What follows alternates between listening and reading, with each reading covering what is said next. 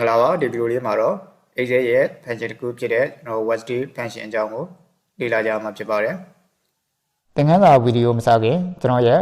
F1GC YouTube channel နဲ့မိတ်ဆက်ပေးပါရစေကျွန်တော်ရဲ့ channel မှာကွန်ပျူတာဖုန်းနည်းပညာဆိုင်ရာသင်ခန်းစာတွေကိုဝင်ပြပေးနေတာဖြစ်တဲ့အတွက်မိတ်ဆွေတို့အလည်တကူဝင်ရောက်လေ့လာနိုင်ဖို့ဒီ channel လေးကို subscribe လုပ်ပြီးထားဖို့နဲ့ကျွန်တော်ဗီဒီယိုအသစ်တင်တိုင်းသိရှိနိုင်ဖို့အတွက် notification ခေါင်းလောင်းလေးကိုနှိပ်ပေးထားကြပါအောင်ခင်ဗျာ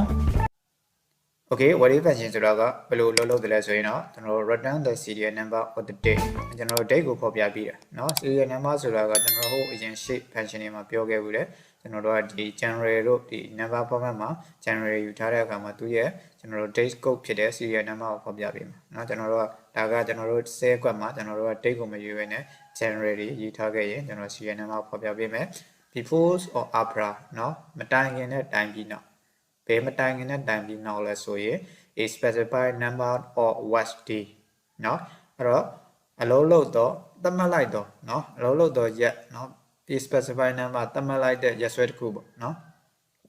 ကျွန်တော်တို့ a specified number เนาะကျွန်တော်တို့သတ်မှတ်လိုက်တဲ့ number တစ်ခုเนาะကျွန်တော်တို့အလုံးလို့တော့ရက်များရက်သတ်မှတ်လိုက်တော့အရေးအတွက်เนาะဘာလို့ဆိုလို့ကျွန်တော်လည်းဆိုအလုံးလို့တဲ့ရက်အရေးအတွက်ပြောเนาะအလုံးလို့တဲ့ရက်အရေးအတွက်ပြီးတဲ့နောက်သို့မဟုတ်မတိုင်ခင်မှာကျွန်တော်တို့ဖော်ပြပေးမယ်ကျွန်တော်တို့ရက်စွဲတစ်ခုဖြစ်ပါတယ်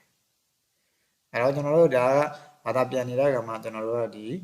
ီရှင်းနေမှာလည်းရှင်းနေမယ်အဲ့ကြောင့်မြန်မာလိုလေးရေးပြထားတယ်เนาะဆိုလိုချင်တာကရက်စွဲတစ်ခုเนาะကျွန်တော်တို့ကရက်စွဲတစ်ခုရိုက်ထည့်လိုက်မယ်ဖော်မြူလာထဲမှာเนาะရက်စွဲတစ်ခုရိုက်ထည့်လိုက်လို့ပြီးရင်ကျွန်တော်တို့အလုံးလုံးမိရက်အရေးအတွက်เนาะကျွန်တော်တို့အခုရက်စွဲတစ်ခုရိုက်ထည့်လိုက်တယ်သဘောထားပြန်ကျွန်တော်တို့ဒီနေ့ဆိုရင်73ရက်เนาะ73ရက်12လအဲ့တော့73ရက်12လရက်စွဲကိုရိုက်ထည့်လိုက်တဲ့အခါမှာနောက်ထပ်ကျွန်တော်ရက်20အလုံးလုံးမယ်ဆိုပါစို့เนาะလုံးလုံးတယ်ဆိုတဲ့နေရာမှာကျွန်တော်တို့ကစနစ်တနင်္ဂနွေအလုံးမလုံးဘူးเนาะလုံးလုံးရမယ့်ရက်ကိုကကျွန်တော်တို့ကရက်20တိတိရှိတယ်เนาะအဲ့ဒါအပြင်ရောက်ရှိလာမယ့်ရက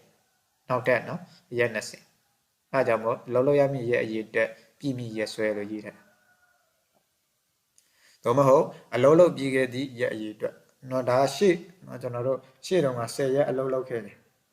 အဲ့10ရက်အလုံးလုံးခဲ့တဲ့မတိုင်ခင်ကရက်ကိုသိချင်တဲ့အခါမျိုးမှာကျွန်တော်တို့ကဒီ Workday function ကိုသုံးလို့ရပါတယ်เนาะအဲ့တော့အလုံးလုံးပြီးခဲ့သည့်ရက်အရေးအတွက်ရောက်သည့်ရက်ဆွဲကိုဖော်ပြပေးမည်တဲ့အဲ့တော့ကျွန်တော်လက်တွေ့ formula ရေးကြည့်လိုက်ရင်ရှင်းသွားပါမယ်အဲ့တော့ကျွန်တော်တို့ formula ဆိုတာကတော့ Workday เนาะ static ရှိမယ် static ဆိုရက်ဆွဲတစ်ခုပေါ့ရက်ဆွဲတစ်ခုထည့်လိုက်မယ်ပြီးရင် day ဆိုတာကတော့ကျွန်တော်အလုံးလုံးမဲ့ရက် holiday holiday ဆိုတာအဲ့ဒီကြားထဲမှာအားလရက်တွေပါရှိခဲ့ရင်ဒါဟာအလုံးလုံးရက်မဟုတ်ဘူးကျွန်တော်တို့ကနားရက်ဖြစ်တယ်အဲ့တော့အလုံးလုံးရက်ဒီ10ရက်သတ်မှတ်ထားရင်10ရက်မပြည့်မရှင်းကျွန်တော်တို့ရှေ့ကိုတိုးလို့တတ်မှာဖြစ်ပါတယ်ပိတ်ရက်တွေလည်းကြော်သွားမယ်เนาะအဲ့ဒါလေးဒီကျွန်တော်တို့ကပိတ်ရက်တွေရှင်းပိတ်ရက်တွေကိုကြော်သွားမယ်ဒီအားလရက်တွေရှင်းအားလရက်တွေကြော်သွားမယ်စနစ်တင်ကနေရက်တွေကိုကြော်သွားမယ်တကယ်အလုံးလုံးရတဲ့เนาะရက်10ရက်ကိုကျွန်တော်တို့တွားပြီးတော့ယူပြီးတော့အဲ့ဒီပိတ်ရက်တွေနဲ့ပေါင်းပြီးတော့ဟိုနောက်ကရက်ရှေ့ကရက်ကိုယူပြီးမှဖြစ်ပါတယ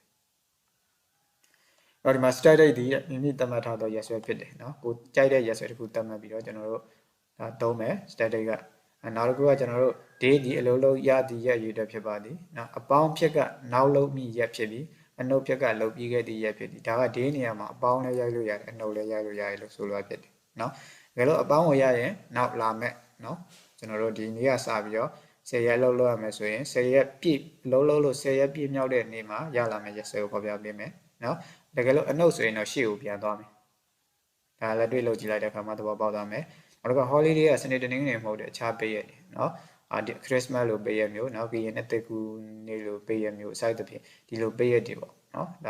ါဒီမျိုးသားအောင်ပွဲနေ့လို့ပေးရက်မျိုးတွေเนาะဒါတွေကကျွန်တော်တို့ကဒီ holiday တွေမှာထည့်ပေးရမှာဖြစ်ပါတယ်ဒါကကျွန်တော်အလုံးလုံးရက်အများကြီးရှိတဲ့လူတွေသိကျင်တဲ့အခါမျိုးအဲလိုလည်းမင်းအလုံးလုံးရက်ဘယ်နှရက်ရှိခဲ့ပြီလဲရှိတော့ကျွန်တော်ရက်30လောက်တော့လောက်ခဲ့ဘူးတယ်ဒါလောက်ခဲ့တဲ့ရက်ကိုပြောတာရက်30လောက်ခဲ့ဘူးတဲ့ရက်ဆွဲကဘယ်တော့မှစလောက်ခဲ့ရလဲဟုတ်လို့သိကျင်တဲ့အခါမျိုးမှာเนาะကျွန်တော်တို့ကဒီ Workday function ကိုသုံးလို့ရပါတယ် Okay အဲ့တော့မှတ်ချက်ကစနစ်တနင်္ဂနွေရက်များအလုံးလုံးရက်အဖြစ်ထည့်မတွက်သေးအမှန်အလုံးလုံးရက်ပြီးမှရမည့်ရက်ဆွဲကိုဖော်ပြမယ်เนาะကျွန်တော်တို့ကဒီပြောရဒီနေ့ရက်ဆွဲကိုသတ်မှတ်ထားလိုက်တယ်သတ်မှတ်ထားလို့ကျွန်တော်တို့အလုံးလုံးရက်10ရက်နေ့ပြည့်သွားရင်မင်းဘယ်နေ့ကိုရောက်တော့မှလဲပေါ့ရက်ဆွဲတွက်ဆန်းဆိုရင်ကျွန်တော်ဒီ formula ကိုသုံးလို့ရတယ်ကျွန်တော်တို့အလွယ်10ရက်ထပ်ပေါင်းကြည့်လိုက်တယ်ခြားထဲမှာရှိတဲ့ပိတ်ရက်တွေကိုထည့်မတွက်ပဲနဲ့ ဘယ်နေ့ကိုရောက်သွားမှာဆိုရင်ကျွန်တော်တို့ကဒါမှားသွားတယ်ဒါဆိုရင်ကျွန်တော်ဒီမှာနမူနာလေးက10ရက်12လ2020လို့ရေးထားတယ်เนาะအဲ့တော့ကျွန်တော်နောက်ထပ်10ရက်အလုပ်လုပ်တဲ့အခါမှာရောက်သွားမယ်ရက်စွဲเนาะဒါမှမဟုတ်ကျွန်တော်ရက်စွဲများများရအောင်ဆိုရင်ကျွန်တော်တို့ဒီ30ရက်တို့40ရက်တို့ထည့်လို့ရတယ်เนาะဒီမှာတော့ကျွန်တော်10ရက်ပဲရေးပြထားတယ်အဲ့တော့အားလေးရက်တစ်ရက်ရှိတယ်ဆိုပါတော့เนาะကျွန်တော်တို့ဒီမှာအားလေးရက်က25ရက်12လเนาะအဲ့မှာ25ရက်12လဆိုတဲ့အကောင်ကြီးကကျွန်တော်စနေတနင်္ဂနွေနဲ့တိုက်သွားရင်เนาะကျွန်တော်တို့ရက်ထပ်သွားမှာเนาะသူ auto factor ပြီးသားရက်ထပ်မှာထည့်သွားလိမ့်မယ်ဟုတ်ပြီအဲ့ဆိုကျွန်တော်တို့ formula လေးတစ်ခုရေးကြည့်မယ်အဲ့တော့ formula ရေးတိုင်းကကျွန်တော်ညီမချင်းကနေစတယ်เนาะကျွန်တော်တို့သူ့ရဲ့ formula ဒီ workday Workday နဲ့စမယ်ပြီးရင် queens เนาะကျွန်တော်တို့ဒီ functions queen လေးစမယ်ပြီးရင် start လေးဆိုကျွန်တော်ဒီမှာ date တစ်ခုသတ်မှတ်ထားရဲ10ရက်12လဆိုတာကိုယူလိုက်မယ်ယူပြီးရတယ်ကျွန်တော်တို့ဒီ comma เนาะပြီးရင် day ဆိုတာကတော့ကျွန်တော်တို့ရက်အရေအတွက်เนาะ10ရက်လား15ရက်လားရက်20လားရက်100လားเนาะရက်200လားအဲ့ဒါပြင်ကြိုက်တဲ့လောက်ထည့်ပြီးတော့ကျွန်တော်တို့ကသတ်မှတ်ပေးလို့ရတယ်ကျွန်တော်တို့ကတကယ်အလုံးလုံးတဲ့ရက်200ရက်ပြီးတော့ဂျာပိတ်ရက်ဒီရက်ကိုအားလုံးကြော်ပြီးတော့မှကျွန်တော်တို့ကဒီရောက်လာတဲ့ရက်စွဲကိုပြပေးမှာဖြစ်ပါတယ် result okay ဟုတ်ပြီဒါတော့လောလောဆယ်ကျွန်တော်10ရက်နဲ့တွက်ပြမယ်ဟောဒီမှာကျွန်တော်တို့ဒီအောက် click လိုက်တာနဲ့ဒီမှာ B15 ဆိုပြီးတော့ပေါ်သွားတယ်เนาะအဲ့တော့ပြီးရင်ကျွန်တော်တို့ holiday ရှိလား holiday ရှိရင်ကျွန်တော် holiday ကို check လိုက်မယ်ပြီးရင်ကျွန်တော် green page နဲ့အနာခေါ်ကြည့်မယ် okay ကျွန်တော်တို့ဒီမှာ10ရက်နေ့ကနေပြီးတော့ကျွန်တော်တို့ဒီနောက်ထပ်10ရက်အလုပ်လုပ်ပြီးရင်ရောက်လာမယ်ကျွန်တော်တို့เนาะအလုပ်10ရက်အလုပ်လုပ်ပြီးပြည့်မြောက်လာမယ်ရက်ဒီ23ရက်12လရောက်တော့မှာဖြစ်ပါတယ်เนาะကြတော့ဒီကျွန်တော်တို့ကတာမန်မျက်စိနဲ့ကြည့်မှဆိုရင်တော့10ရက်နဲ့10ရက်နဲ့ပေါင်းရက်20ပေါ့ကွာလို့ပြောရင်ပြောကြလိမ့်မယ်တကယ်တော့မဟုတ်ချားမှာစနေတွေတနင်္ဂနွေတွေရှိနေတာဖြစ်တဲ့အတွက်ကျွန်တော်တို့ကအခုလို့23ရက်12လအထိရောက်ရှိသွားတာဖြစ်ပါတယ်โอเคဒါကတော့ကျွန်တော်တို့10ရက်နဲ့တွက်ကြည့်တာဖြစ်ပါတယ်ကျွန်တော်ဒီ color လေးကိုနည်းနည်းဖြောက်လိုက်မယ်ကျွန်တော်တို့ဒီ formula ရေးတဲ့အခါကျနည်းနည်းအဲ့ဒါတက်လို့မမြင်လာပြောတာပေါ့နော်အဲ့ဒါတက်တယ်โอเคဟုတ်ပြီကျွန်တော်တို့ဒီရက်ဆွဲတွေပြောင်းနေမယ်เนาะကျွန်တော်တို့ကဒီရက်20လုံးလုံးပြင်ကျွန်တော် blog ထိရောက်သွားโอเคရက်20လုံးလုံးပြီးရင်တော့ကျွန်တော်တို့ကဒီမှာเนาะ6ရက်တလ2023ကိုရောက်သွားတယ်6ရက်တလထိနောက်နှစ်ထဲထိကိုကျွန်တော်ရောက်သွားတာဖြစ်တယ်เนาะအဲ့တော့ကျွန်တော်ရက်100လောက်ပြင်ရောတွက်လို့ရပါဒီမှာကျွန်တော်အလုံးလုံးတဲ့ရက်နေရမယ်လိုက်ပြီးပြောင်းလိုက်ရ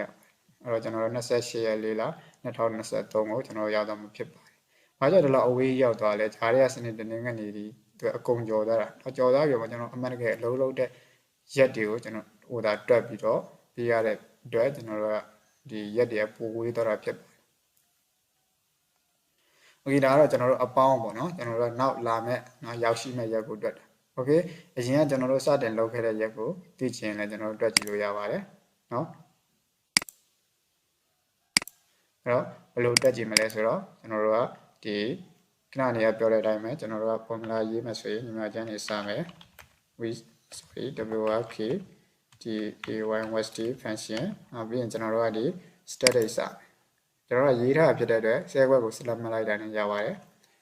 ပြီး okay ပြီးရင်ကျွန်တော်တို့ day ဒီကျွန်တော်10ရက် short note 10အဲ့တော့ရိုက်ထားရှိရဆိုရင် share web ကိုပဲ select မှတ်လိုက်လို့ရတယ်ဟောမှာပြီးရင်ကျွန်တော်တို့အားလည်းရက်အဲကျွန်တော်တို့ကဒီရှေ့မှာဖြစ်တဲ့အတွက်အားလည်းရက်ကကျွန်တော်တို့ဒီမထည့်လဲရပြီဘာလို့လဲအားလည်းရက်ကြီးကနောက်မှရှိနေเนาะအဲဒါကျွန်တော်မထည့်တော့ဘူးအားလည်းရက်โอเคအဲဆိုရင်တော့ကျွန်တော်တို့ဒီမှာ serial number နဲ့ဟောပြပေးတယ်เนาะအဲတော့သူကလည်း serial number ကိုတော့တန်းပြန်ပေးမယ်လို့ပြောတယ်เนาะအော်ဒီ serial number ကကျွန်တော်တို့ကဘယ်နေ့ရဲ့ serial number လဲသိချင်တော့ဒီကျွန်တော်တို့ number format ကကျွန်တော်တို့ဒီ general နေရာမှာကျွန်တော်တို့ဒီ short date ကိုရေးလိုက်เนาะဒါဆိုရင်ကျွန်တော်တို့က28ရက်17လ2022ကိုရောက်တော့တာဖြစ်ပါတယ်ဒါကျွန်တော်တို့အလုပ်စတင်လုပ်ခဲ့ရတဲ့ရက်ကိုဖော်ပြပေးတာဖြစ်ပါတယ်ရှေ့เนาะကျွန်တော်တို့10ရက်တိတိအလုပ်လုပ်ခဲ့တယ်เนาะ10ရက်12လရက်မတိုင်10ရက်တိတိအလုပ်လုပ်ခဲ့တယ်အေးမစတင်လုပ်ခဲ့တဲ့ရက်ကဘယ်နေ့ကလဲသိကျင်တဲ့အခါမျိုးမှာเนาะကျွန်တော်တို့အလုပ်လုပ်တဲ့ရက်အရေးအတွက်တွေတော့သိနေပြီဘယ်နေ့ကစလုပ်ခဲ့တယ်လဲဆိုတော့မသိဘူးဆိုရင်ကျွန်တော်တို့ကဒီ formula ကိုသုံးကြည့်လို့ရတယ်เนาะ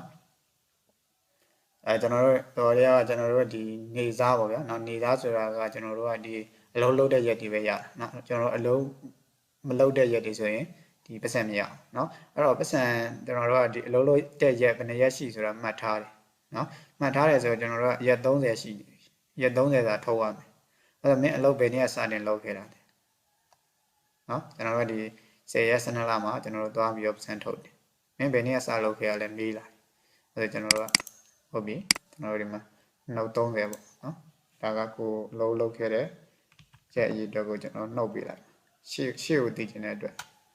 โอเคဒါဆိုရင်ကျွန်တော်တို့10လပိုင်းကိုနော်31ရက်10လကနေပြီးစပြီးကျွန်တော်တို့လုပ်ခဲ့တာဘာလို့လဲဆိုကြားထဲမှာစနစ်တင်းကနေရှိသေးတယ်လေနော်စနစ်တင်းကနေတွေကိုကျွန်တော်တို့အလုံးမလုပ်ဘူးနော်ဒီ channel ရက်တွေပဲကျွန်တော်တို့အလုပ်လုပ်ခဲ့တာဖြစ်တဲ့အတွက်ကျွန်တော်တို့ကဒီအလုပ်လုပ်တဲ့ရက်တွေမှာပဲပတ်စံရအောင်ဖြစ်ပါတယ်